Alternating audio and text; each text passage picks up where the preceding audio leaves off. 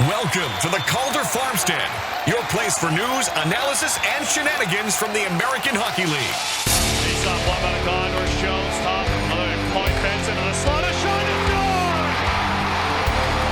Josh Perry, in double,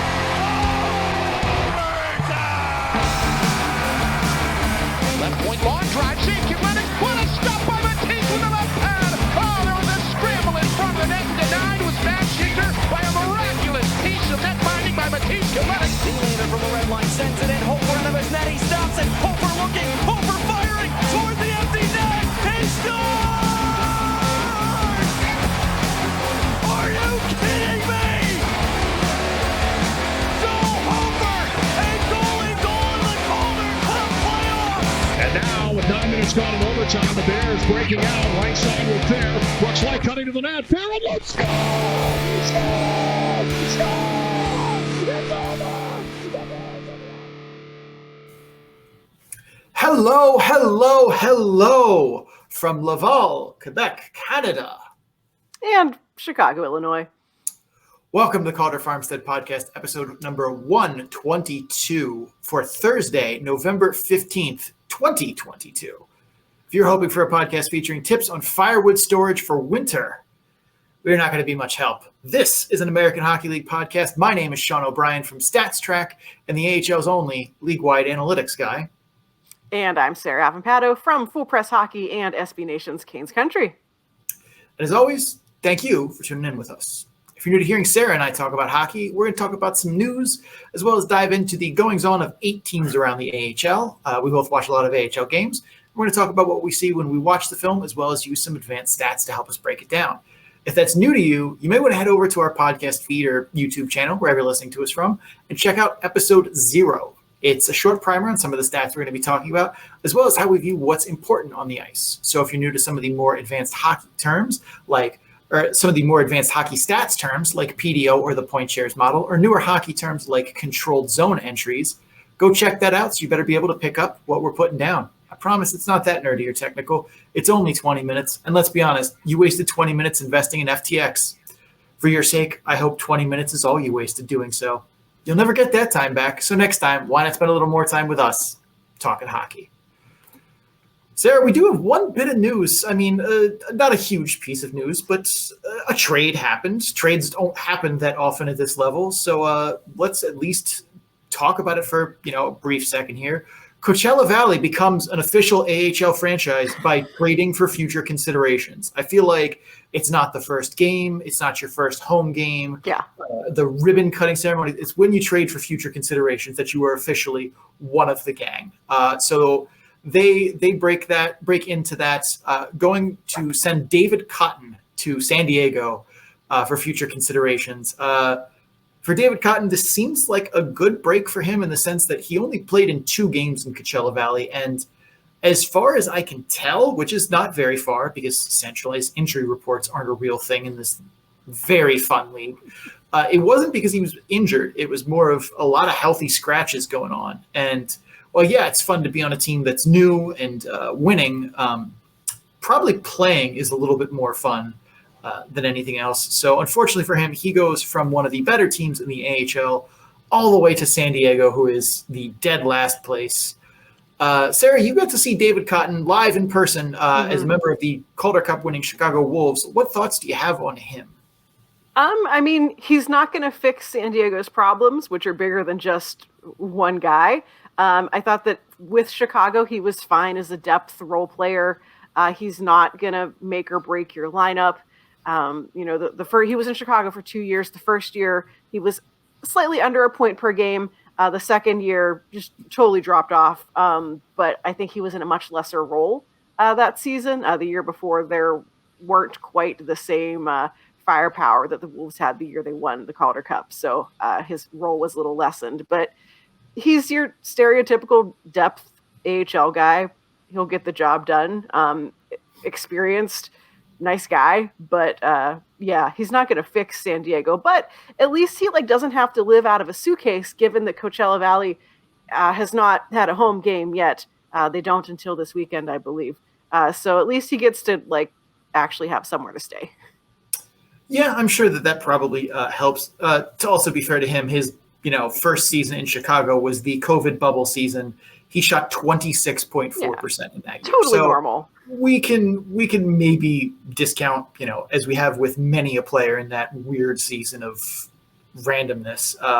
But I mean, he was fine last year for Chicago in a depth role. I agree with you there. I think he's someone who's going to very likely unseat one of the ECHLers in San Diego's middle lines. So that's a plus for them, but I wouldn't expect a ton from him.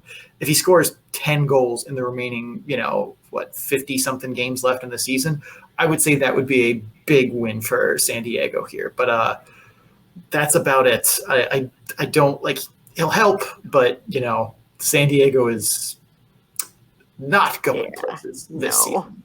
So hopefully that he uses this audition time to make the most of it. But let's get into the teams we came here to talk about. Let's talk about, for the first time this season, the Providence Bruins. We did check in with them during our Thanksgiving special. I pointed out that defense and goaltending are definitely what look to be driving Providence's success. Since then, they've played in some track meets, some high-scoring games, but they're also 5-2 since Thanksgiving. What's going right for them, Sarah? And do we still think this is sustainable success in Providence? All right, so we're 20-some games into the season, and I'm already starting to get a little concerned that Providence might be the team or one of the teams that we're going to have to apologize for getting it wrong at the start of the season. We both predicted them to fall short of the 75 points mark that the model had initially set for them. But right now they are second in the league by points and by points percentage, if you want to get fancy. The model is giving them a 29.7 chance to win the division, just behind Hershey. So whatever was going right for them at the beginning of the season is continuing to go right. So what is working for them? The goaltending trio of Brandon Bussey, Kyle Kaiser, and Keith Kincaid, who we briefly talked about over Thanksgiving, are continuing to get the job done. Keith Kincaid's at a .914 save percentage. The other two are at .931 and .932. So really just strong performances from all three of them. They're all performing at a high level, and the team has confidence in them.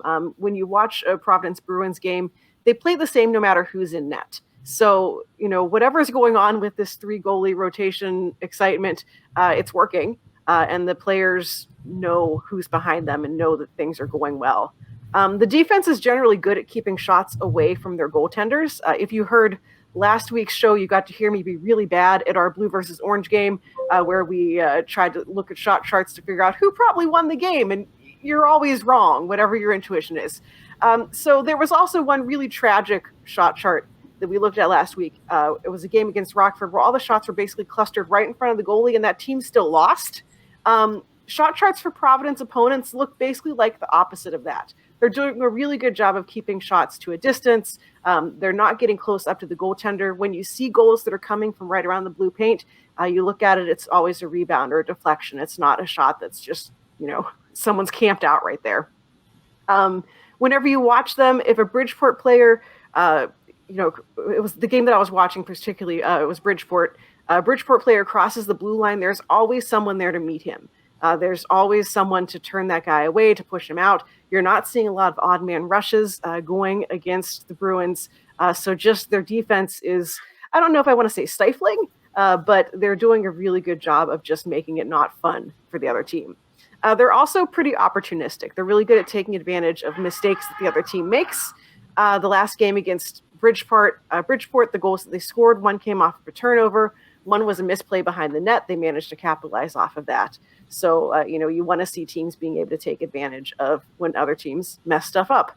What is not working for them, or what could drop them back down in the standings? Their special teams are just really not good. The last game, they lost 5-2 to Bridgeport. They scored 0 power play goals, and they allowed 2 goals on their penalty kill. That's a game where things could have been different had either of those worked a little bit better. The first goal against was scored against on the penalty kill. The puck came off the wall, but the Providence player didn't even seem to realize the puck had gone back there in the first place, so didn't really even catch it, and then the puck's in the back of the net. The second goal against, all 4 Bruins are watching the puck. Like, if you watch the clip of this, it's literally like, it's like a dog sees a squirrel, like 4 dogs all see a squirrel and they all just instantly, yes, that. It's all 4 Bruins. Their heads just snap to follow the puck. Only one guy even seems to realize that the puck's been passed back across the ice, and by the time he realizes it, it's too late. So that was not good. There was a 4-3 loss to Bridgeport. Same thing. No power play goals allowed. 2 goals on the penalty kill. A 4-3 loss to Rochester. Again, no power play goals allowed, 1. So these are games that are tight games that if either one of the special teams had worked just a little bit better, they might have come out on the other side. 17 of their 24 games this season have been 1-goal games. So there's a lot of wiggle room in there for things to tip the other way. And you have to think that special teams could make the difference for them. Even strength, they're fine. Goals for is 2.29, against is 1.58. So at even strength, they're getting it done. But special teams, the net power play, 13.5%, 27th in the league. Net penalty kill, 80%, 21st in the league. That's not great. If just one of those started working better, I think that we could be even more confident about where Providence is going to end up.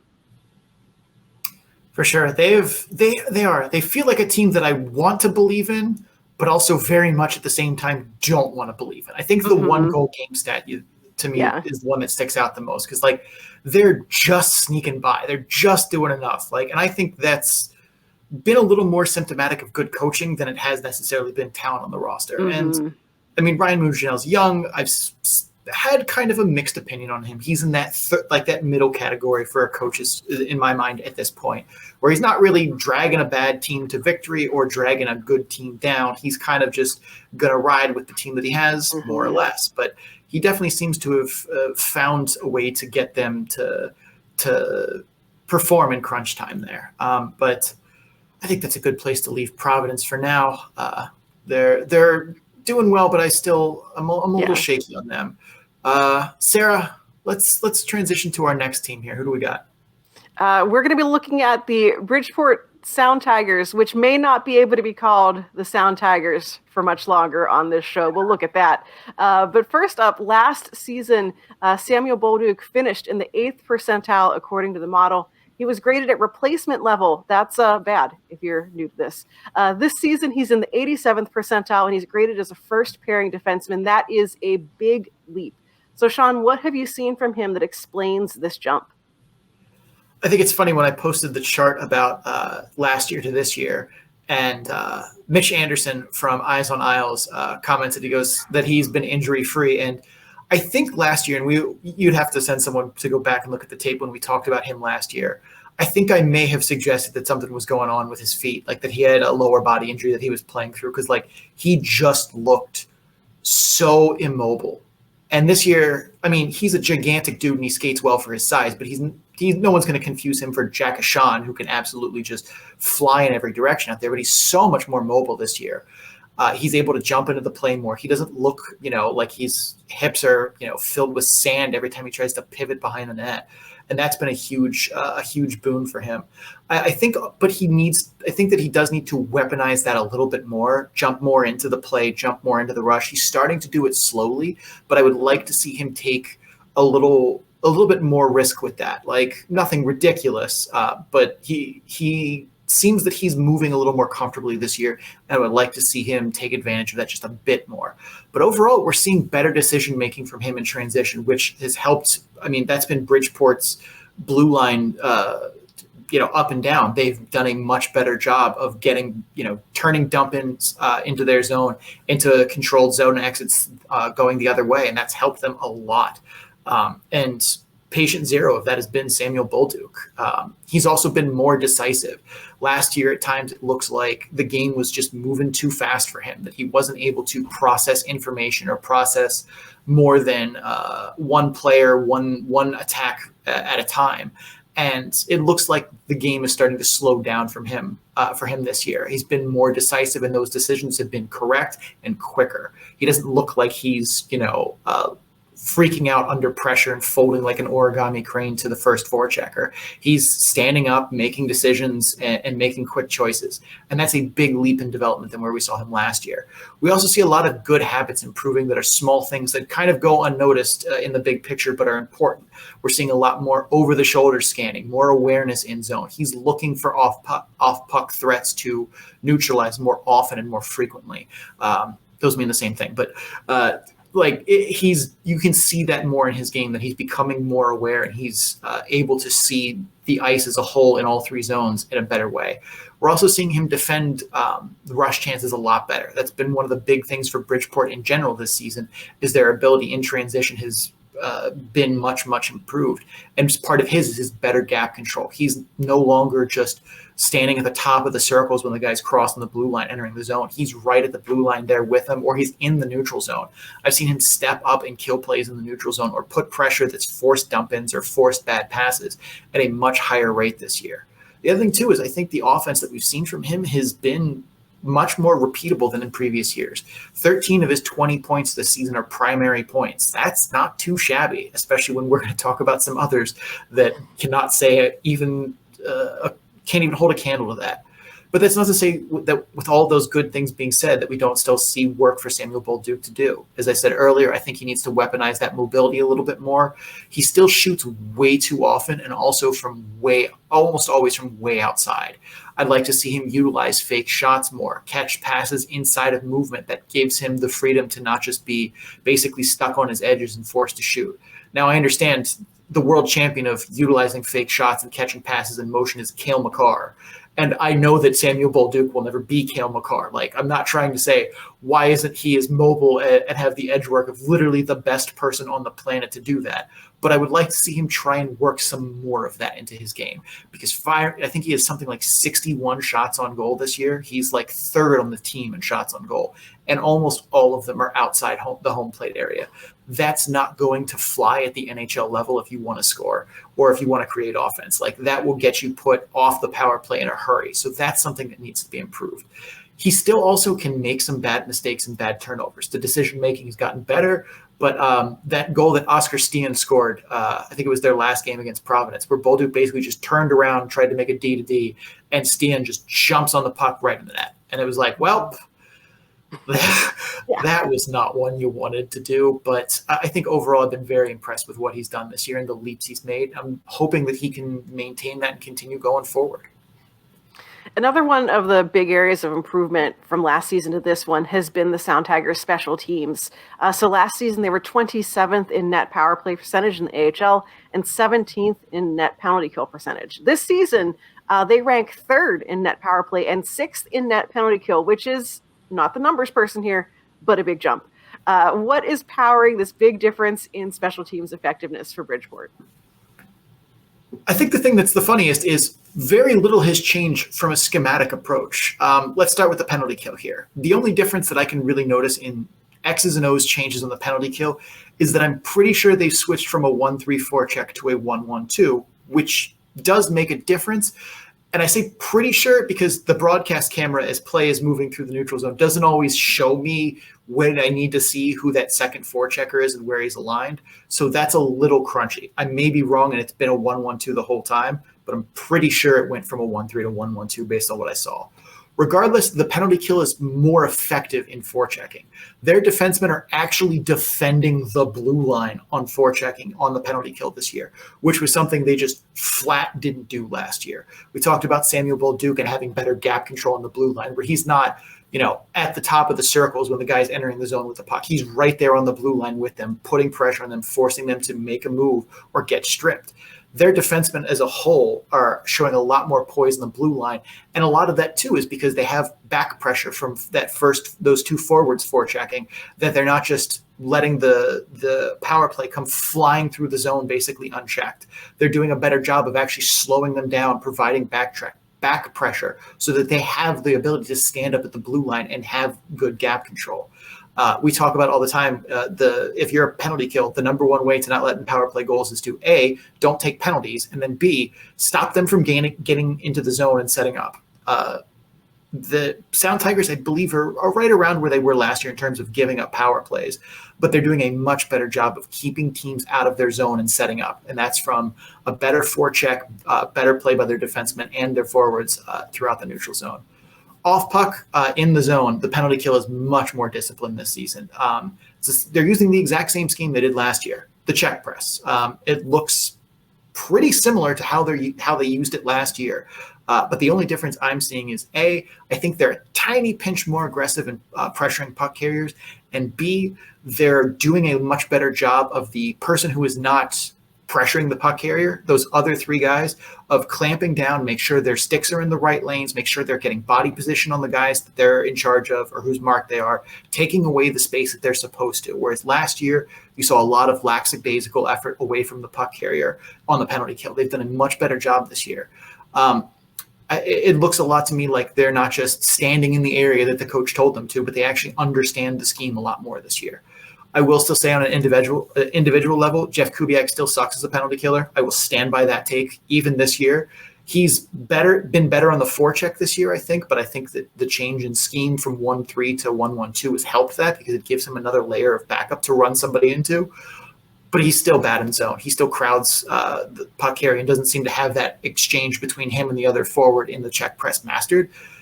But that's nitpicky, and Jeff Kubiak is going to be on that penalty kill until the inevitable heat death of the universe. But the power play for Bridgeport has been much more dynamic, even though I think the scheme is largely the same in a layout. Like, they still use the double drop power play to enter the zone. They're just much more effective at it this year. They still set up in the 1-3-1, but they're using it in a little more aggressive way. They have better puck movement on the outside. They're looking across Royal Road. They're looking into the slot to set up set up chances instead of just firing pucks from distance. Like, they have done a better job at attacking on the power play. Their zone entries too, like I said, they're using the double drop play almost exclusively, where last year they kind of mixed it in a little bit, but they're executing it much smoother. That's getting them in the zone better. That's getting them set up faster. That's creating quality chances for them. Everything is pretty much the same that we saw schematically last year. It's just they're doing a better job of explaining it to their players, having their players execute on what they're trying to do. And that seems to be all of the difference here. There isn't some they switched from this scheme to this scheme or anything like that. It's just players understanding the environment a lot better and executing. All right, so last bit here on Bridgeport. It's time for the truth. We are both down on this team to start the season. Are you finally starting to believe that this team is for real? I never thought I'd be saying this, but yeah, I think they just might be. And a lot of that, as we said, is the team just executing better than last season. They look sharper, fresher. Same coaching staff, by and large, a lot of the same players. And yet, for whatever reason, they all look like they are renewed. One thing that's changed, though, that I can say schematically is breakouts and playing with pace. 5-on-5, they are trying to make stretch passes. They're having their wingers fly the zone, and they're trying to get pucks, from their goal line to the other blue line as fast as possible. And they're having a good amount of success with it. They're forcing teams to have to back off in the neutral zone, or they're going to thread one through the neutral zone and spring a 2-on-1. That's not something they were effective at last year, and it's not something they did. They played almost exclusively dump and chase. And that was one of the things that kind of handicapped their ability to be effective on offense, and that's just not happened. And in general, their transition has been better this year. Way more controlled zone exits, way more controlled zone entries. They're much better in attacking off the rush last season, and a lot of that comes from improved transition. But they're not just forcing 2-on-1s. They're pulling up on the rush and finding trailers across Royal Road. That's something they barely did last season, but you've seen it multiple times in the last handful of games. They're also doing a much better job getting extended zone time on the cycle. Shot selection is something I'd still like to see them improve on, but they are generating chances from high danger areas off the cycle. Their forwards are looking to attack the middle. That's new they're doing a better job of it than they did last year, whereas last year it was a cleaner mess, and the year of 2 years ago, it was a complete disaster. There's also a lot of good signposts here. Their estimated PDO on the season is 100.39. Their all situations PDO on the season is 101.77, which is a little high, but when you remember how hot their power play has been running, that's a little bit more acceptable. Their rolling 2-week estimated PDO has never been over 102 and never lower than 99. They're the team with the most consistency in rolling PDO in the entire AHL, and it's not even close. In fact, I kind of want to pull up the chart here just to show you how wild it is for like 10 seconds. And then we'll go back to praising, the Sound Tigers here. Let me find this. Here we go.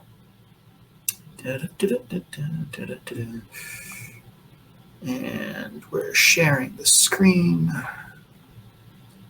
Beautiful. So this is the rolling PDO chart. Every 2 weeks, basically, the new week kicks out the second to last week, and you get a new number. And basically, it measures puck luck as time goes on. And as you can see, a lot of these look really wild. Like here's Calgary's in highlight, just one big trend upwards. Springfield, roller coaster, roller coaster, roller coaster. Henderson, roller coaster. Where's San Jose? Up, down, and everywhere. Bridgeport. Ooh. Right? No one looks like that. Cleveland, Charlotte, Ontario, Texas, Bridgeport. They are hugging that 100 sustainable line the entire way. It's absolutely wild, but that says good things about them. They have a lot of guys too that are shooting, above a sustainable level. I would think Andrioff's at 20.3, Cuevala's at 20.7, Bardreau is shooting 18.2. But on the other side, Chris Terry's shooting 9.5. Aaron Durando is shooting 8.3. Holmstrom is at 9.1. Paul Ledoux is shooting 0. So those could balance out and be net sustainable. Their defensive environment's above league average. Corey Schneider's playing well, but not so well that I'm like, you can't sustain this Mr. 945 save percentage. Mm-hmm. Like we just talked about, special teams are doing well. Their shot and even strength goal differentials are positive. The schedule hasn't been easy so far. They played 10 games against Hershey and Providence, number 1 and 2 in the AHL right now, and are 4-6 in those games. That's not great, but 4 out of 10 against the 2 best teams in the AHL, that's not too shabby. Everything here points to a team that should be succeeding, and they're passing the eye test. I'm starting to believe. I never, ever thought that I would get here, but Bridgeport might be full reals. Does it hurt? Does it hurt to have to say it? What hurt is it's just like, it's weird. It's like finding a Taylor Swift song that you like. It's just... Well, you're going to get there's 4 angry people who are going to... that's fine. I feel pretty confidently that there aren't a lot of Taylor Swift fans in our core audience of, people 40 to 65. So, but whatever. Send me all the angry tweets you want. All right. I think we've spent enough time on the Atlantic Division there. Let's mosey on north. Sarah, where are we going? We are headed to Utica. So last season, the Comets came out of the gates as hot as possible. They won an AHL record 13 games in a row to start the season and used that momentum to easily coast to the North Division title and a pretty respectful playoff run. This season, they're 26th in the AHL. So, Sean, what has been the big difference between the Comets of last year and this year? I mean, let's start by focusing first on how difficult it is to maintain success year to year in the AHL. Of the teams that finished last season in the top 10 in the AHL by points percentage across the entire league, 3 of them are still in the top 10 at this point in the season. One of them is Calgary/Stockton. The other is Ontario. And the third is Colorado. And all 3 Pacific Division teams, so they have a bigger division full of much floppier foes than everyone else. So that also plays a role. But with Calgary and Ontario, they managed to stay high in the standings because most of their core group are mainly prospects on multi-year contracts who are locked into the AHL because of log jams ahead of them on the depth charts. Guys like in Calgary, like Dustin Wolf, Jacob Peltier, until recently, Matthew Phillips. On the Ontario side, Tyler Madden and a rotating cast of guys like Fajimo, Kupari, Byfield, etc., plus TJ Tynan, the AHL's forever, scoring guru. of the final four teams in last year's Calder Cup playoffs, Springfield is 23rd in the current standings. Laval is 27th. Chicago is 31st. Only Calgary / Stockton are doing well, and we talked about why in a little bit of a broad sense there. So Utica struggling this season isn't some just weird bit of parody that their front office screwed up. It's fairly normal, and especially with the offseason where they had to replace the production of their top four scorers in DeLeo, Zetterlund, Greer, and Holtz. Holtz is the only one who's played games for the Comets, and he's dressed for 3 whole games. So, yeah, that's a big ask to try and fill that need. They don't just make 40 goal scorers in AHL free agency just hanging out there. Like, that doesn't happen. And they did add some guys like Pinho, Johansson, Dugan. But the Comets need guys like Graham Clark, Nolan Foote, Tice Thompson to step up and go from being secondary scorers to primary ones. And they have not done that. In lieu of that, the Comets needed Dawes and Schmid to come up big and give them high-quality goaltending. And while I wouldn't say that they've been bad, they certainly have not been, out there stealing games night in and night out like we talked about Providence doing, or we're going to talk about some other teams doing here in a minute. Like, that difference in talent from last year to this year shows up all over the ice. Transition isn't as smooth.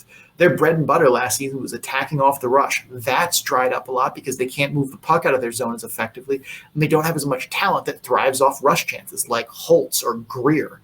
The special teams aren't as effective because power plays are driven by your top talent.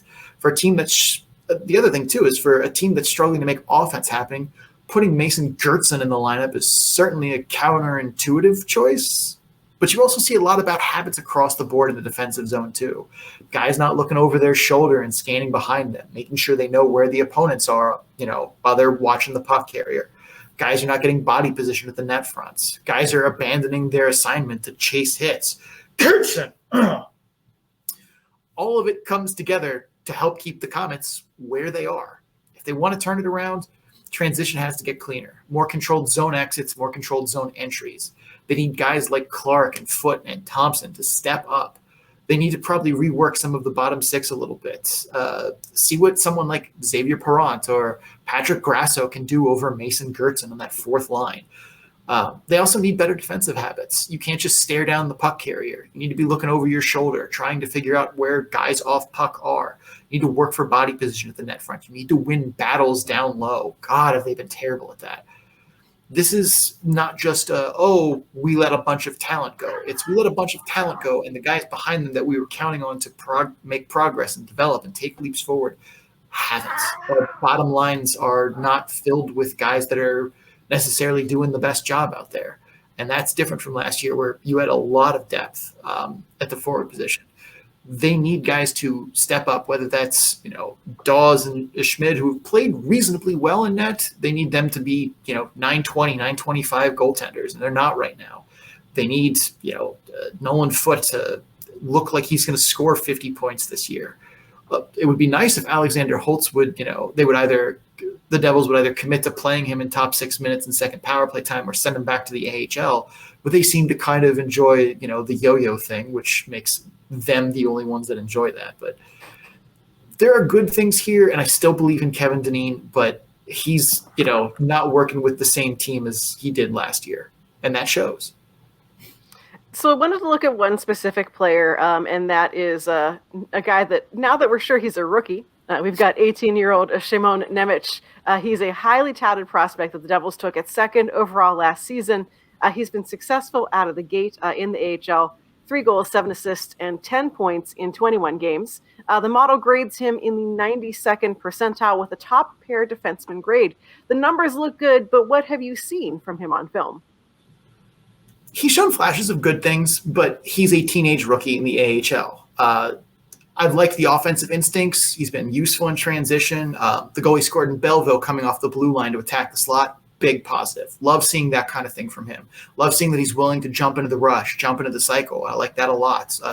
Qualities that we've preached about and talked about on the show a number of times. So hearing me say that he did it and it was good is probably old hat for a lot of our regular listeners now, but I hate to break it to you. That's the nature of the game sometimes. Good things stay good for a while. But he's also struggled with consistency. All 10 of his points have come in 5 games. 6 games this season, he's had 1 or fewer shots on goal. and definitely some headache moments in the defensive zone, but also some good ones. All in all, it's his first time playing in the U.S. The speed and the pace of the game are definitely a little bit much for him at times, but I think he's adjusting. He's getting more comfortable as time has gone on this season, but he is, I think, a little deceptively graded by the model, who sees, the total statistical picture, but doesn't get to use its eyeballs to watch film because I haven't figured out how to program a consciousness into it yet. But maybe, next season that'll happen. But for right now, we've got bigger problems. We've got bigger problems if that happens. Yeah, if I can learn how to program a consciousness into a hockey model, I'm sure I can make enough money to make Twitter great again. But for right now, with Simon Nemec, who I swear to God, when I first heard someone pronounce his name, I'm like, well, that can't be right. No, that is Simon Nemec is how you say it. I was shocked by that, but surprise. He's good things, bad things. All in all, I think net positive, but he's definitely growing. You don't see 18-year-olds in the AHL making their, North American debut look half as sharp as he is. So the fact that he's remotely as close to productive as he's been, I think is a very positive sign. I think that's a good place to leave it for Utica. Let's transition over to, I guess, their arch rival, or 50% of the Utica's arch rival. Actually, if you're a Utica fan and still listening, send us a message. Do you think Rochester or Syracuse is your number one rival? I'm curious to know what the fan base thinks. But we're going to talk about Syracuse here. While the Crunch typically sits near the top of the standings in their division, they got off to an uncharacteristically tough start through the opening games of the season. Sarah, have things changed for the Crunch, or are they continuing to board the struggle bus?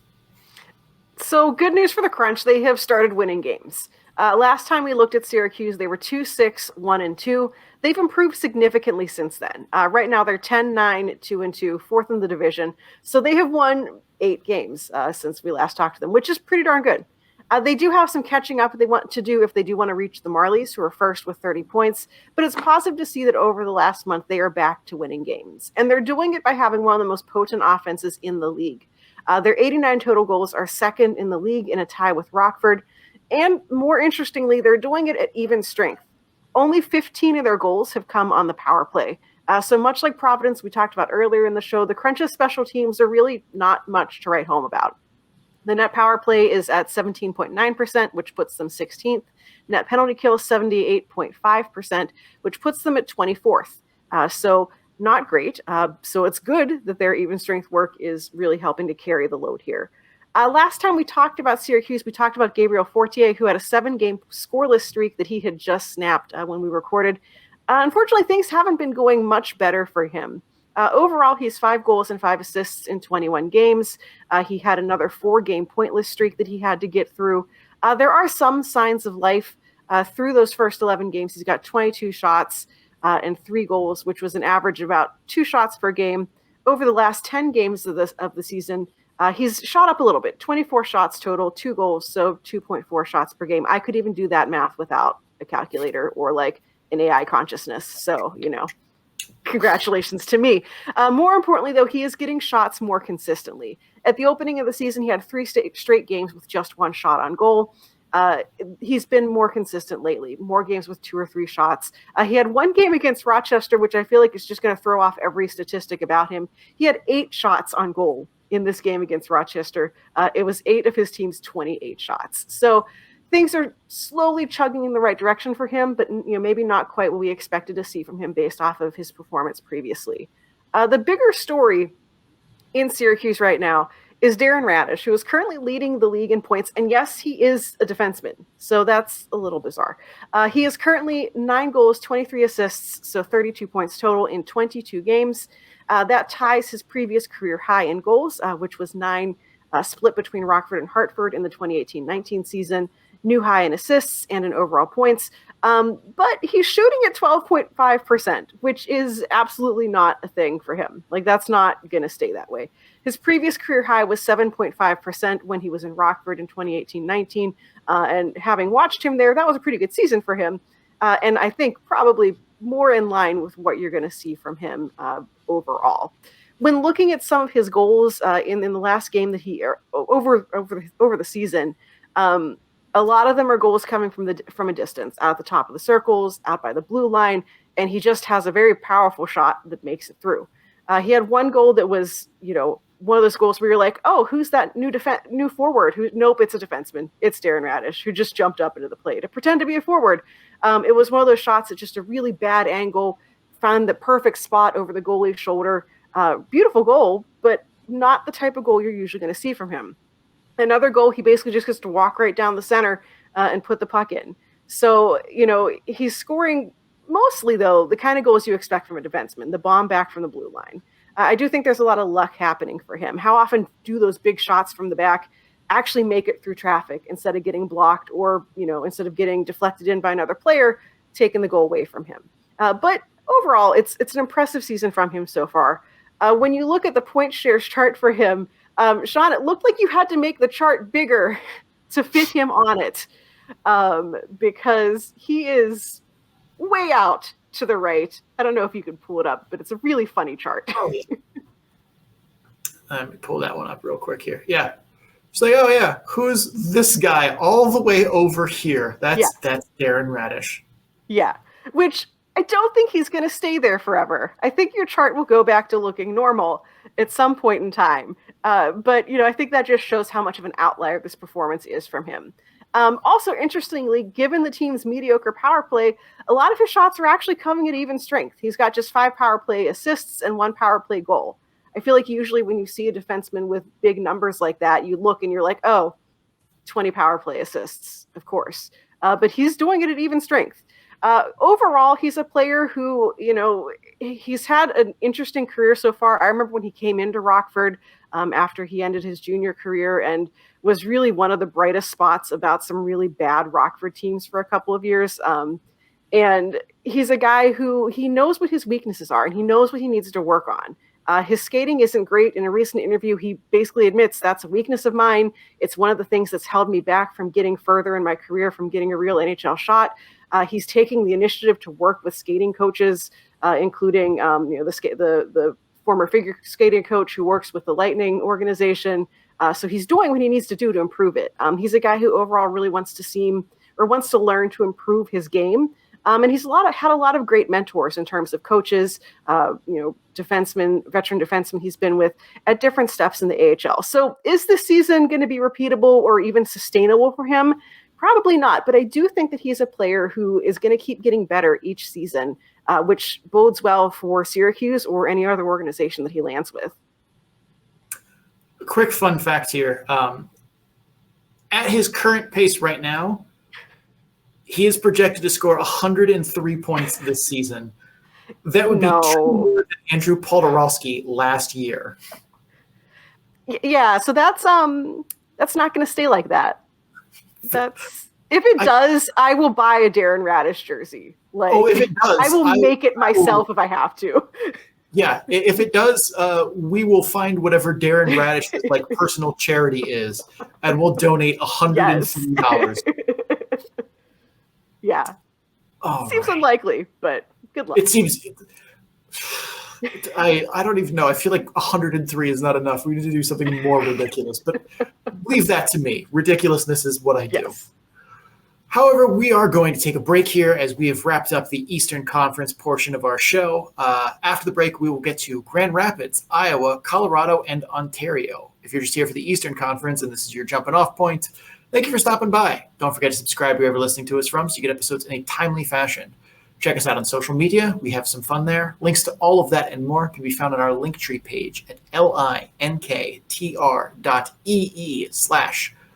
Calder Farmstead. We're going to pay some bills, run some ads. We will be right back. Stay tuned. Welcome back to the Calder Farmstead, talking about all your favorite or least favorite teams here in the AHL. I'm Sarah Avampato. That's Sean O'Brien. And we're going to take a trip to the Western Conference to round out our show. We're starting with the Grand Rapids Griffins, where Simon Edvinsson is the number 1 prospect in the Red Wings pipeline by most standards. But he has 1 goal, 8 assists, and 9 points in 18 games so far this season. The model has him graded in the 58th percentile and as a second pairing defenseman. Do you feel the model's too high, too low, or just right in its read on Simon Edvinsson? Without question, too high. I feel like this is another one where, it's only a model, because I very much disagree with the model about specific players. Usually, writ large, it gets people more or less right, but way too high on Simon Edvinsson here. Just as an aside here, you mentioned the 1 goal, 8 assists for 9 points in 18 games. Of those 8 assists on the year, 1 is a primary assist. It's a primary assist on a cross-Hannes goal at even strength that was a de facto power play goal, as the penalty literally had just expired as Hannes was winding up the one-timer that scored. And it was it was still a good pass, but at the same point, it's like, yeah, you didn't. It's not like you flung a pass through a mess of traffic that found its way through. Like, you made a pretty standard pass there. But Edvinsson has 0 primary points since November 3rd. Since basically Guy Fawkes Day, he has been over in the primary point category. 11 of his 19 games played this season, he has 1 shot or fewer on goal. So that's not great. But that's not to say he hasn't shown good offensive skills or instincts. That's not true. He has. He's jumped into the rush. He's activated off the blue line into the cycle. He's made some good plays in transition, but hasn't been consistent, and it's not always getting him on the score sheet in meaningful ways. Now, goals, assists, points, shots on goal aren't everything, but when you're an offensive defenseman, they're a lot, especially as Edvinsson's defensive game is and has been for quite some time a work in progress, we'll say. And that's being rather generous, at least from what I've seen from him this year in the AHL. It's amazing how often he gets out-positioned or flat-out stripped of the puck in his own zone. I mean, for a guy that's listed at 6'6", 215, he gets muscled off the puck down low at an alarming rate. He also has not picked up the nuances of defensive zone coverage, it seems like. He's lost his man at the net front that's directly led to scoring chances and goals against more than a handful of times. Now, that all being said, he is a teenager in the AHL. This is, by and large, what teenagers in the AHL look like. That's what they're supposed to look like. Teenagers in North American professional hockey are going to make mistakes, look overwhelmed, and cause coaches to have fits that, things that wouldn't happen if they just put some 28-year-old ECHL grinder back there.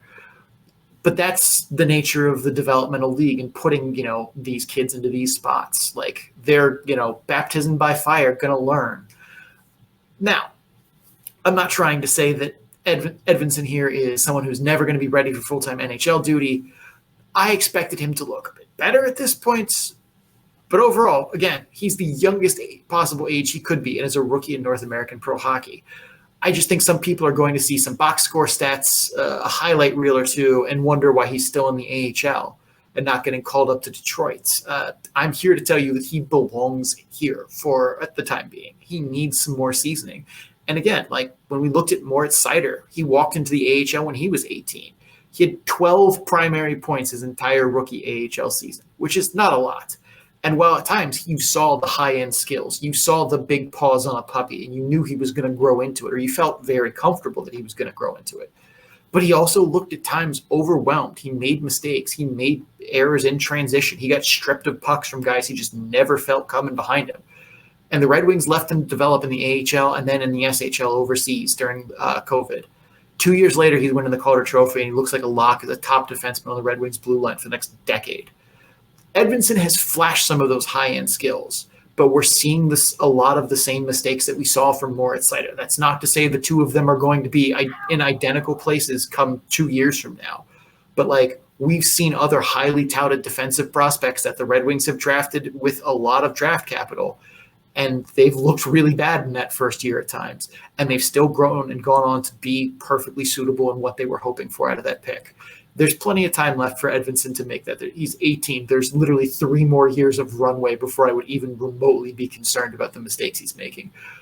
But it's not as rosy as the model would make it sound. And I think that's an important characteristic to talk about. All right. So overall, though, the Griffins have struggled this season. The special teams are not getting the job done. They are well below average in shots and goals per game, yet you're focused on their goaltending a lot. Is it really as simple as they just can't get a save? I mean, big picture, no, it's not. But you don't need all of those other aspects to be working to win games necessarily if you can get some goaltending. Providence and Hershey also have below average special teams. They're number 1 and 2 in the AHL by record. San Jose doesn't have a great goal differential or shot differential. They're 14th in the AHL. But if you don't have those things clicking, you need goaltending. Rochester and Cleveland do not have good goaltending, for example, but the Monsters' power play works and Rochester's offense, by and large, works, and they're hanging on to playoff spots right now. Those other parts aren't clicking for Grand Rapids, and that's bad, and it needs addressing. But without goaltending, those improvements are going to be drops in the bucket because I don't expect them to go from, a bad power play to an amazing one. They're going to go from a bad one to a slightly mediocre one, and that's improvement. But if they don't have goaltending to back up all of that improvement, it doesn't matter. And granted, the defense in front of them isn't doing a great job. They're definitely getting caught staring down the puck carrier and not looking over their shoulder, tracking off puck threats.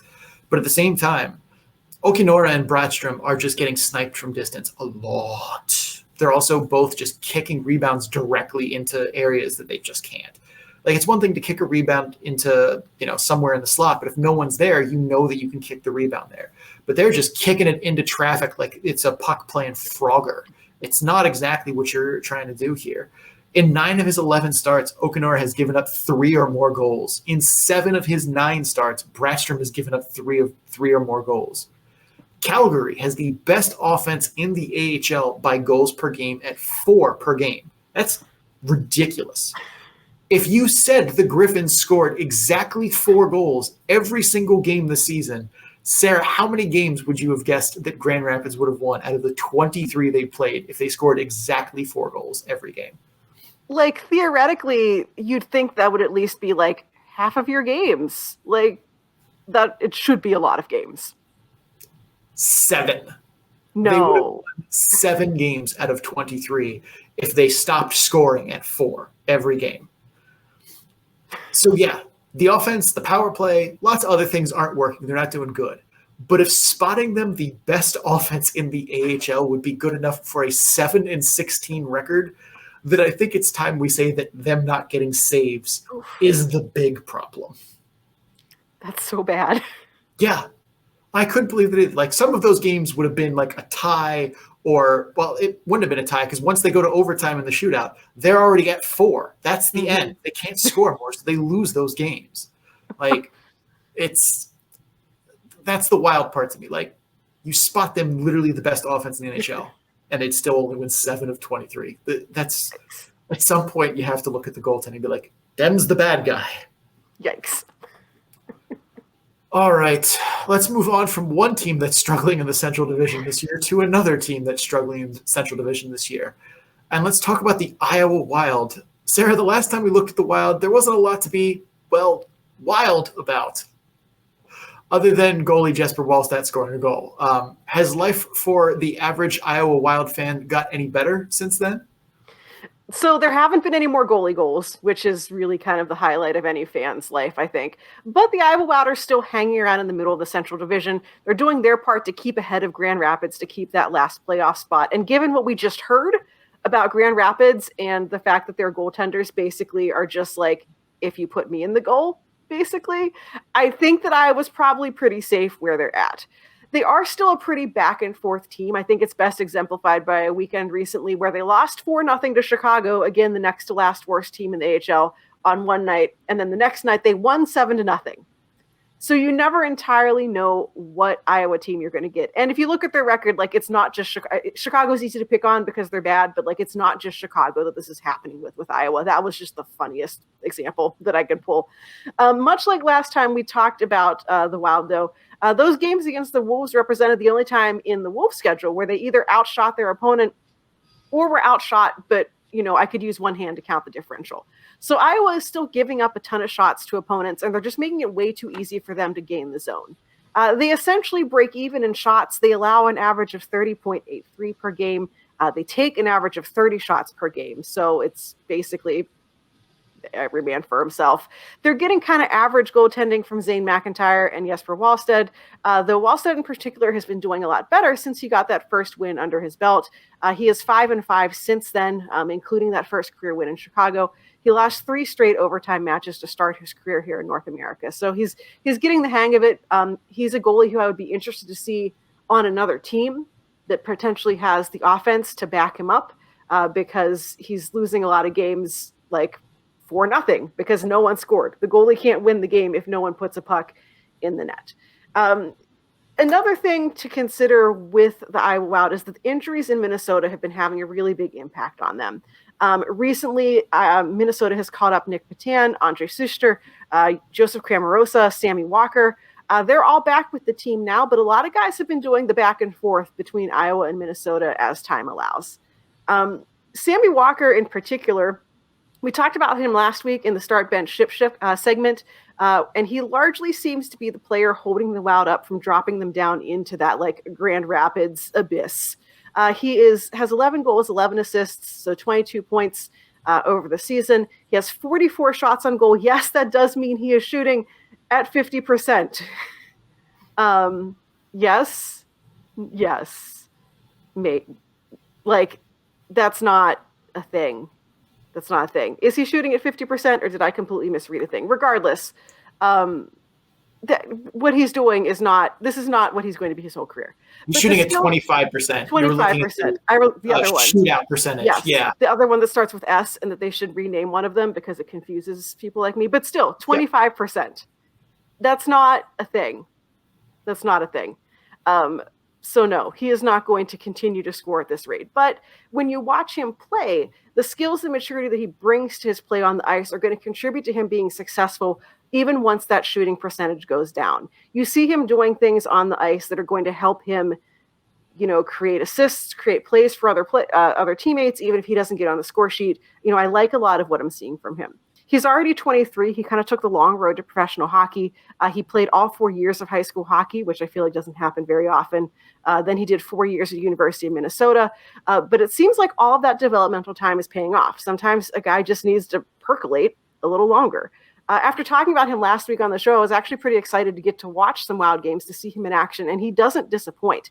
He's a player who has a lot of speed. He has a lot of confidence with the puck, makes very interesting plays. He sometimes seems to think faster than the other players on the ice, which in the NHL I think will work out well for him because you're playing with more elite players. Even your elite, like your fourth line NHL player, is still a little more accomplished than an average AHL player in general. So when he's in the NHL, he's going to be playing with teammates who can keep up with him a little more. It could be a frustration point for him in the AHL, though. We know that the Wild aren't really made up of a lot of elite prospects in Iowa.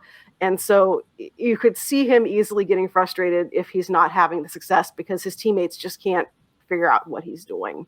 They also have another player, Marco Rossi, was just sent down. He has 9 points in 8 games, and he can be a pretty big help for Iowa, especially if Sammy Walker gets called up again at some point. And really, it's best overall for the Wild organization to get Rossi going. He had 16 NHL games this season and just 1 assist. So, for him, it's maybe important to have a little bit of a softer landing, get to work out his issues in his game in a more low-pressure environment. No one is expecting the Iowa Wild to suddenly surge up to be, first of the division. That's not who they are, but giving Rossi a little time in the AHL to really round out the edges in his game before he makes that jump to the NHL, I think will be a lot better for him. But there are things to be excited about for the Wild. Sammy Walker is incredibly fun to watch, and I think that he can make games fun, even if the score doesn't necessarily go their way. I think the other thing, too, that's kind of interesting to think about Iowa is like a little bit of a what-if exercise. So what if the Minnesota Wild didn't buy out that Parise and Suter contracts and they didn't have $14.7 million in dead cap? Because, if that doesn't happen, Boldy, Walker, Rossi, they're all in Iowa. Because the Wild can then afford, middle 6 and bottom 6 players on, $2 million contracts instead of having just this literally an Austin Matthews plus somebody else worth of dead cap for nothing. And that's not to say that buying those 2 players out wasn't the right move at the time. That's something that we're going to need a 10-year view on to discuss if that was the right thing. But without them, Boldy, Rossi, Walker, probably Connor Dewar and Mason Shaw, definitely Kalen Addison are all in Iowa for this. Yeah. And that's a team. That is an absolute unit of a team in Iowa if that's the case. But because they need guys on ELCs that can step in and produce, third line minutes, fourth line minutes. Minnesota's hand is basically forced by that giant cap penalty because they can't bring in anyone else on contracts. That's why, half their forward roster is basically 1.7 million a year or lower. That's the nature of having 14 million in dead money. And it's not going away next year either. It's not until 25, 26, in which it goes all the way from 14 million to 1.66. So this is going to be or Minnesota not being able to afford doing better things with Iowa for a while. So unfortunately, Iowa fans, a middling team is probably the way it's going to work for you for a while, unless you decide to go full Chicago Wolves and just buy all the veterans. Yeah, maybe. Good luck. Maybe. Yeah. That's a good place to leave it, though, for Iowa. Let's head over to the West Coast, the Pacific Division, where Colorado is still technically a member there, even though we're all kind of scratching our heads at that one. The Eagles were initially projected to end the season with 80 points. We both took the under. They've jumped out to the lead in the Pacific Division, though, and have 7 wins in their last 10 games. Sarah, are the Eagles going to be another team that we find ourselves apologizing for at the end of the season for underestimating them? Well, not so fast. So, yes, they're leading the Pacific, but they're only 1 point ahead of Calgary, and Calgary has 1 game in hand. They're 3 points over Ontario, and the Reign have 2 games in hand. So, looking at the standings with your friend and mine, points percentage, things get even murkier from there. Colorado drops down to 3rd, but the top teams in the division are separated by, razor-thin margins. Coachella Valley, who finally gets to play a home game, they lead at 0.675. Calgary's at 6.74, so that's very thin. Colorado 6.67 and Ontario 6.59. Those are most likely going to be your top 4 teams in the division, unless the bottom falls out for someone, or a team gets abducted by aliens, or Colorado suddenly just picks up and moves to the Central Division where they should be. None of those things are probably going to happen, though. So it's probably going to be down to those 4 teams jockeying for position at the top of the Pacific for basically the rest of the season.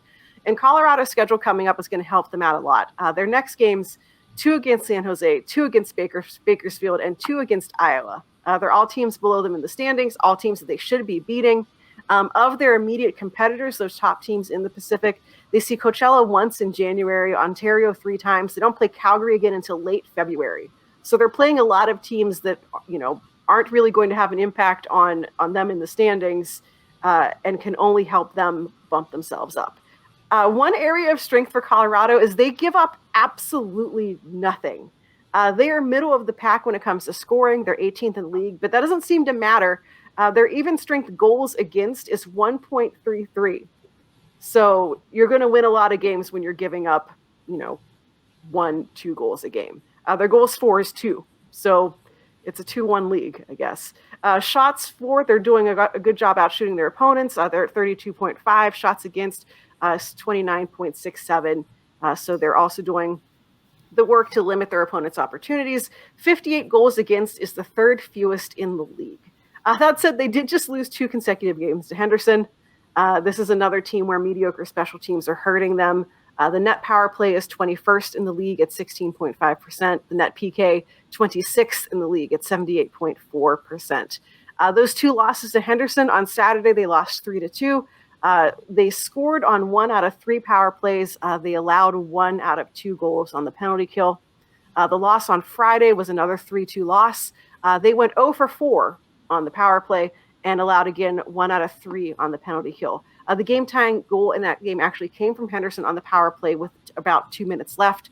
They were already playing 4-on-4 because of matching penalties. Henderson pulled their goalie with 3 minutes left because why not? You're down a goal. There was a late penalty from Colorado, which was kind of iffy. The action happens in the corner, and if you ever watch a stream from the Colorado Avalanche's home arena, you basically see kind of the rink, but mostly the audience. So it's kind of hard to tell what exactly happened in that corner. The fans didn't like it, but that doesn't always mean anything. But regardless, there was a penalty with about 2 minutes left. Henderson plays 5-on-3, and I actually really like the movement from Colorado on the penalty kill on this one. But at the end of the day, there's 5 of them and 3 of you. Gage Quinney scores on a one-timer, tie game. So if any of those games, that Friday game, if they'd scored one power play goal, things would look different, if they not allowed a goal on the penalty kill. They're just a team where things could be a lot different if even one of those special teams worked. This is another team where their fortunes are also directly linked to the NHL.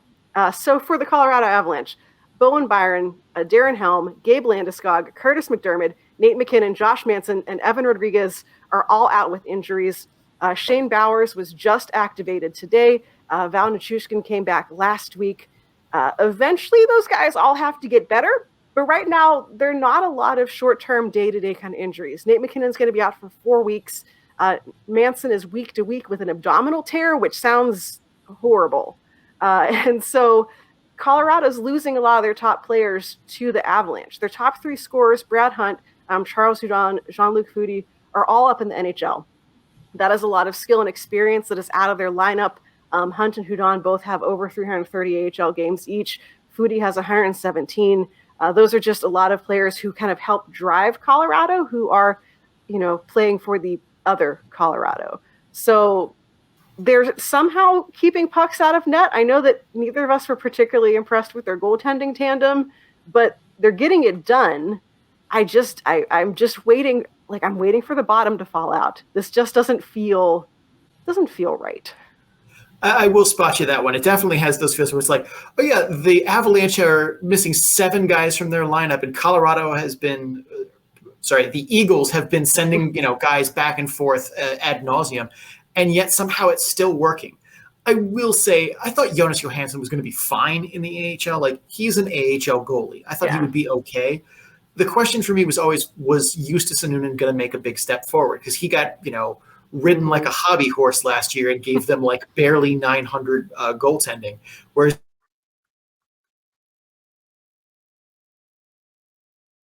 this year he's been at 9, what has basically just been a harvesting of their players for injured guys up in the Avalanche. So it's surprising that they've been able to hold the fort down with, a skeleton crew. They're practically pulling people out of the stands to ask them to come play, 7th defenseman minutes. But credit to their coaching staff there, because that's not what normally happens when you have just that glut of guys leave, and they're managing to find ways. And I mean, to be fair, most of those ways are goalies stopping more goals, which – sometimes you get lucky, but I agree. They've been good so far, but I can't pull myself to believe yet.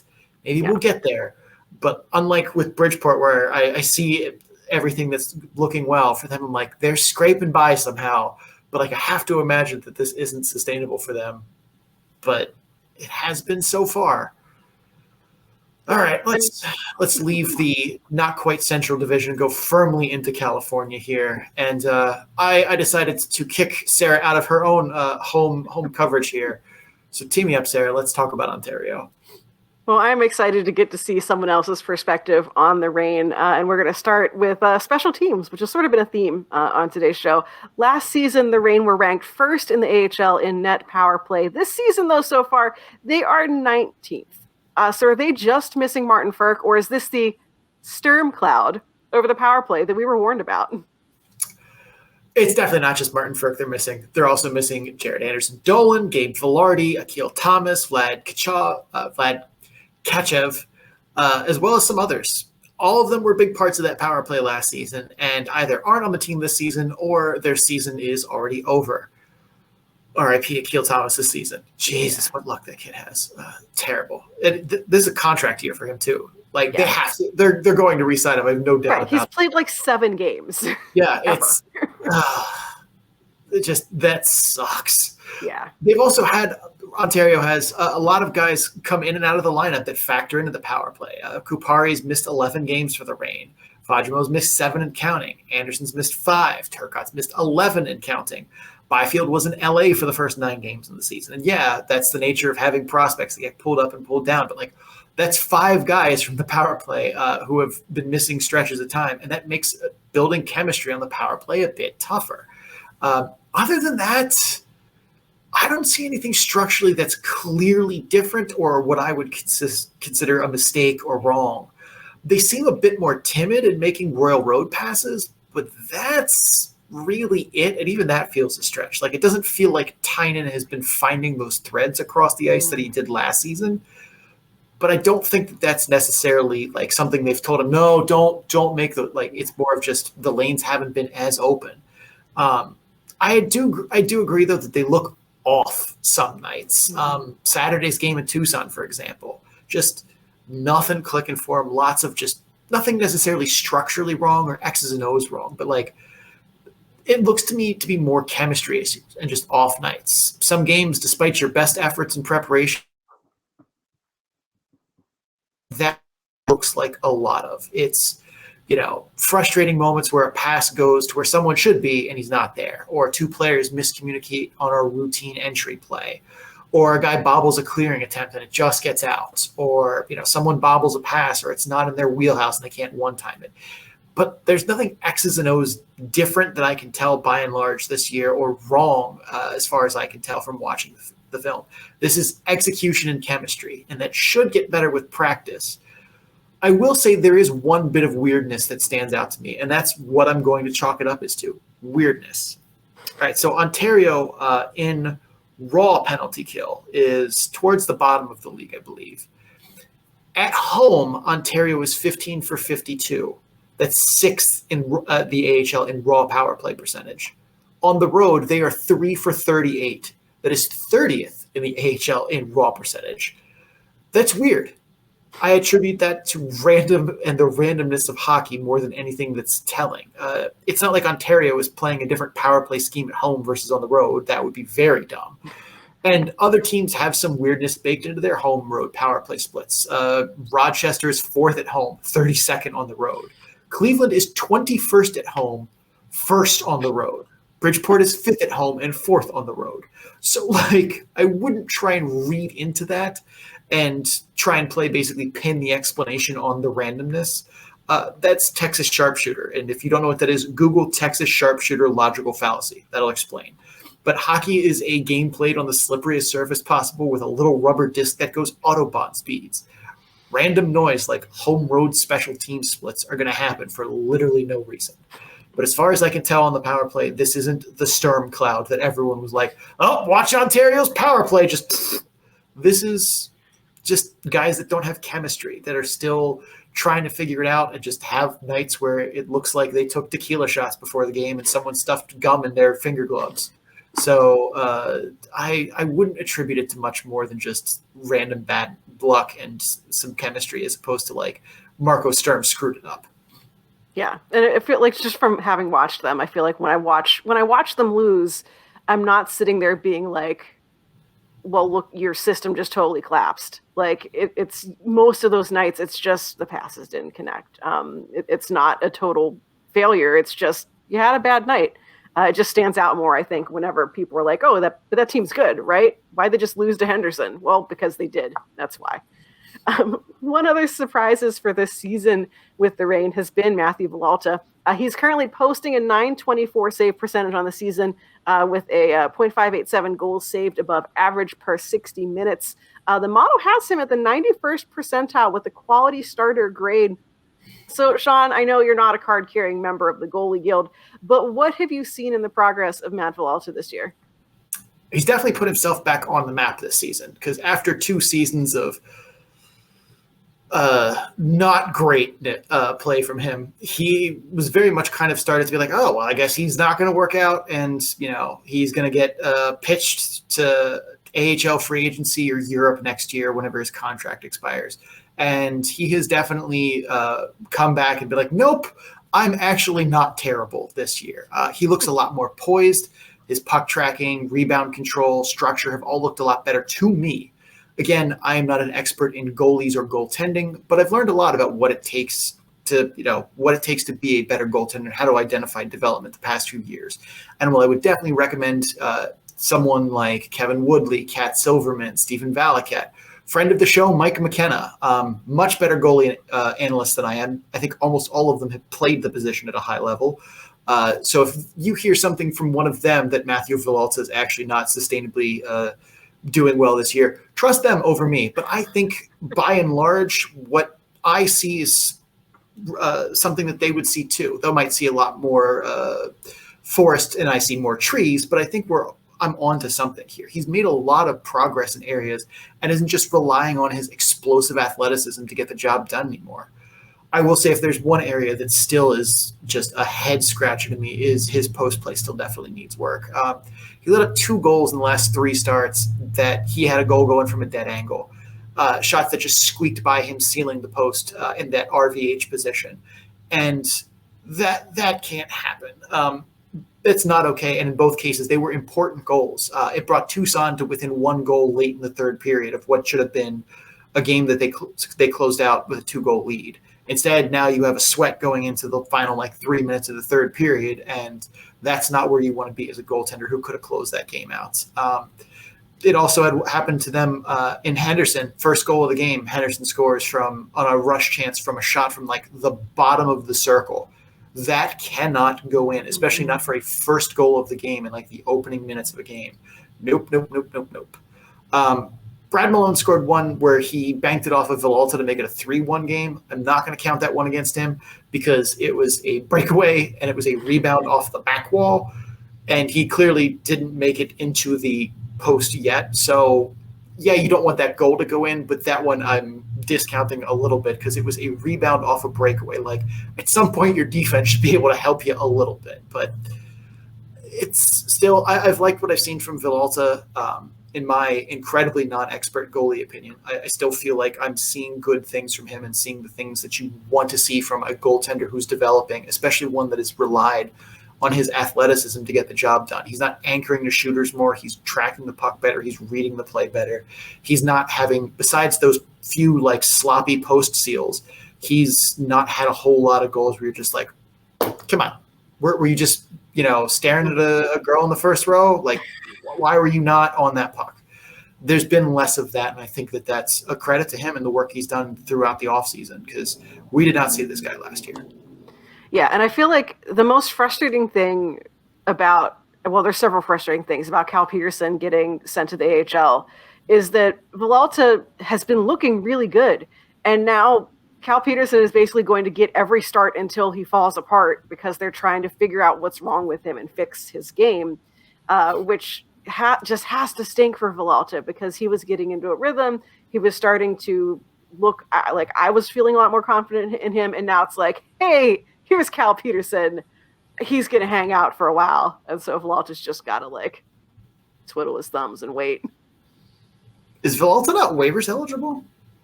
Hold on. I'm on Cap Friendly right now. I think, yeah. So why did you call up Phoenix Copley? I don't think they trust Villalta at the NHL yet. Yeah, but organizationally, I don't think that I don't, even though he looks a lot better this season, I don't think they buy into him. I don't doubt that, but at the same point, he's played well this year. I think you should at least give him a small reward for playing well, and if nothing else, just let him ride the bench. Yeah. 2, Copley isn't waivers exempt. That means when you inevitably send him back down, which was always the plan, you might lose him for nothing. And while, random goaltenders or random players getting waived usually go through, goalies, on the other hand, some team out there could decide that Phoenix Copley is someone they want to take a look at. Can you not imagine Arizona or Chicago or someone like that who's on the fringe that might need another look for their backup goalie? They're Phoenix Copley, thank you. I'll be taking that right now. Whereas they don't have that with Villalta. That's my only question. I completely understand that reasoning behind it, but it's he's been playing well. You could mark this as hey, we're going to bring you up, give you a little treat, give you an NHL paycheck, see how you're doing, and not have to worry about losing someone who we thought of as important to our franchise's development in the process. But yeah, I feel like they're going to keep him, whatever, it's 10 games or 30 days or whatever. I feel like they're going to keep him just that long and then send him back so they don't have to actually put him back through waivers. No, I think he has to go back right. I don't think Copley, I think he has there might be different rules for goalies, because I know with skaters there's a time you can waive someone, or you can call someone up who has to you don't have to put someone back through waivers, I think. I don't know. It's if they pass through waivers, they have 30 Yeah, and days. then they don't have to. Yeah. Yeah. Well, So it's going to be fun when they lose him then. Good luck. Yeah. Like I'm telling you right now, if Washington claims him off of waivers, I am going to die laughing. Die. Yeah. But that would be the best hilarious outcome. Yeah. Maximum chaos, which is always what we're rooting for here. All right, Sarah.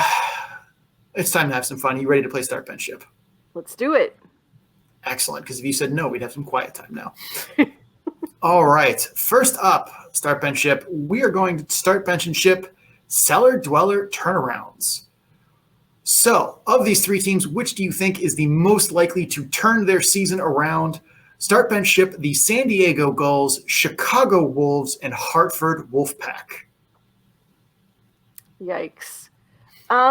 We're going to start Hartford. I think that they're a team that's better than they look. I don't think they're amazing, but I think that they have just had an incredible run of horrible luck. We are benching Chicago. I watched them very closely.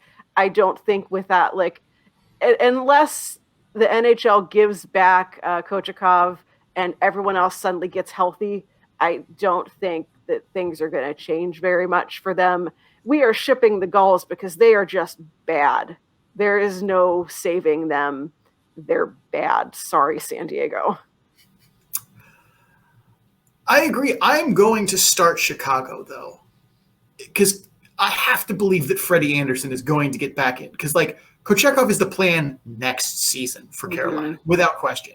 One of their starting goaltenders right now is Gonzo in the offseason, and that's fine. But he's not the plan right now. I have to believe that he is going to end up in Chicago at some point. And that division sucks. There is a lot of wiggle room at the bottom of that division to sneak into the playoffs. So Chicago is the one that I think at least has the best chance to sneak in. I'm benching Hartford, not because I think Hartford I think Hartford probably is going to finish the season with more points than Chicago, but their division is much better than Chicago's. And they, I think, overall have a lower ceiling than what Chicago does at maximum strength. So I think they both probably find a way to sneak in or at least make it competitive down the stretch. But I think Chicago is my start. Hartford is my bench. San Diego's team is pretty much mostly ECHL guys at this point anyway. So shipping them to the coast really will feel familiar for most of them. But wow. It's almost like they shouldn't have hired that coach in the offseason that we said they shouldn't have hired. Crazy how that works out. Shocking. I know. All right. Next up, start bench ship defensive prospects, one of whom we've talked about today. Yeah. I will go first here, start bench ship Shimon Nemec, almost said it wrong, David Juracek, and the Night Rod Thomas Harley. I am going to start David Juracek. He has been by far the most impressive of the three, I think, early on, and that's considering Harley is, 2 years older and has 2 more AHL seasons of experience. I would say in terms of 5 years from now, who do I want? I think Juracek is going to be the guy. He very much has looked all the parts of a future number one defenseman at the NHL level in AHL speeds at 18, 19 years old. I'm going to bench Shimon Nemec. I thought he's been impressive in moments, but still has struggled a little bit. As much as it pains me to admit, we are benching the Night Rod Thomas Harley here. I still have high hopes for him, but I feel like a lot of the shine has worn off on him the last 2 years. He's been good and he's shown ability. But it's not like there's this giant logjam ahead of him I think he's a right-hander? There's a logjam ahead of him on his defensive side. I remember that much because I looked it up earlier, but I don't remember if it's left or right. But he's been very good, but it seems like he's missing that consistency where he's just balling out night in and night out. He hasn't done the I don't belong here pain tour that Scott Perunovich did or Michael Del Zotto did, where it's just nope, you shouldn't be here. I don't know how you're still here. Get out. He hasn't had that moment yet. And this is his third full AHL campaign. I'm starting to think that ceiling is lower than the other two. So that's where I'm at. Sarah, what say you? I am also going to start Jiricek playing on a team. It's one of those guys who I'm like, he's on a team that I didn't particularly have expectations for in the first place. And so seeing him excel and be noticeable, especially as a young player in this league, I think is really great. And I think bodes well for him and his future as a player. We are benching Thomas Harley largely because I'm really tired of any time the Stars come up of like, I feel like many of my start bench ships are based on either like altruism or pettiness. There's not much of a like in between there. But I'm just really tired of like, anytime the Stars come up, like Dallas Stars fans are like, is it Thomas Harley time yet? And I'm like, slow your roll. It's fine. So I'm benching him just so I don't have to hear more of that. I am shipping Nemec. This is my altruistic one because all the reasons we talked about earlier with him being a young player, having to adjust, still making mistakes you're going to see from a teenager in this league. I'm just going to give him an even softer, like less important, no offense, ECHL, landing to just work out those kinks in his game. Just go have some fun, beat up on other players who it could backfire because it's the ECHL and someone might just want to like hit him a lot. Regardless, we're shipping him because I had to ship someone. All right, that's fair. Last but not least, let's go a little outside hockey here. Start, bet, ship Christmas movies. And an important note, Die Hard is not one of them because then we only have to decide two things because we all start Die Hard. It is the best Christmas movie. That is not a debate here. So we tried to pick some that are a little more fungible here. So start, bench, ship Bad Santa, The Nightmare Before Christmas, and Christmas Vacation. Sarah, I will start here. You're starting Christmas Vacation, right? Like I don't know how we have conversations about this if we're not starting Christmas Vacation. So if that's not your choice, Sarah, I'm going to need explanations from you. I'm going to bench Bad Santa, but it's very, very close for me here. I'm not particularly fond of either that or The Nightmare Before Christmas. I think both of them have some interesting spots and some truly just whatever spots. Like, the whole premise of The Nightmare Before Christmas is that Christmas is maybe a cooler holiday than Halloween, and that's a non-starter for me. I can't get around because that's just false. Halloween is the second best holiday in my opinion, only to St. Patrick's Day. I will not be taking questions. So like that premise kind of isn't great. Bad Santa though, like all of the characters suck. Like everyone in that movie is horrible, except for like the one kid in it, and he's not exactly someone you're rooting for in a compassionate way. So like there are funny parts to it, but it's really it feels like it's a movie that is bouncing from like horrifically funny parts, like, and I mean horrifically in like the dark humor sense of it, to like the next black comedy moment. And just little in between that makes you want to like feel good or root for anybody. So by a small pinch, just because I feel like there are at least some good quotable comedy things from that movie, Bad Santa over Nightmare Before Christmas. Sarah, what say you? I'm going to get myself fired from this podcast. Oh my God. Sarah, what are you about to do? I'm starting The Nightmare Before Christmas. I have similar feelings to about Halloween. It is legitimately like I don't have the same St. Patrick's Day feelings. So Halloween is really like, and you know, understandable. But Nightmare Before Christmas, not so much for the plot. I don't really care. Like if you asked me about the plot of this movie, I couldn't really outline much of it for you. But I just think the animation is so cool. The art style is very neat. It was particularly for the time that it came out, pretty innovative. And so that's why I'm starting it. I am benching Christmas Vacation. It's just not my, like that sort of like slapsticky kind of comedy is just not my style of comedy. I definitely get why it's such a like highly reviewed, like why most people would be starting it and why I'm going to get myself ejected from the show. It's just, that's just not my, like, it wasn't the kind of humor I grew up with as a person, with my family. That movie wasn't a staple of growing up for me. And so I just, it's a movie that exists. Like if it's on the TV, I won't turn it off, but I don't like go seeking it out. We're benching Bad Santa because it's even less my sense of humor than Christmas Vacation. I think you mean shipping Bad Santa, but yeah, I get it. Yes. Yeah, words are hard. Like, there are funny parts to that movie, but there are so many parts where it's just like, this is not good. Right. Yes. If you could just if I could edit, do the supercut of it, or someone just. I feel like it's a movie that is much more quotable, and you remember for the 3 or 4 hilarious moments than you do dragging it out through a 200-minute movie. Whereas, I mean, at least The Nightmare Before Christmas, the music is fun. Yeah. So, all right. I believe that is all we have for Start Ship. Sarah, start us off the outro. All right. Well, that is it for the show. If you're all going to fire me from the podcast, it's been nice knowing you. This has been fun. My takes on movies are bad, I guess. Thank you so much for watching and or listening to the show. The Calder Farmstead is, of course, part of the Full Press Radio Network. You can listen to this and several other great hockey, sports, and sports entertainment programs, all at www.fullpresscoverage.com. Just click the podcast drop-down menu in the top right portion of the website and enjoy. And if you guys are enjoying the Calder Farmstead, please make sure you subscribe so you get episodes in a timely fashion. Also, if you're listening on Apple, Spotify, or Amazon, please rate and review the podcast. Or if you're watching on YouTube, like the video and comment what you thought of the episode. Or if you even normally watch on YouTube, you can still go to Apple and Spotify and stuff and leave rating and reviews. Big help for us.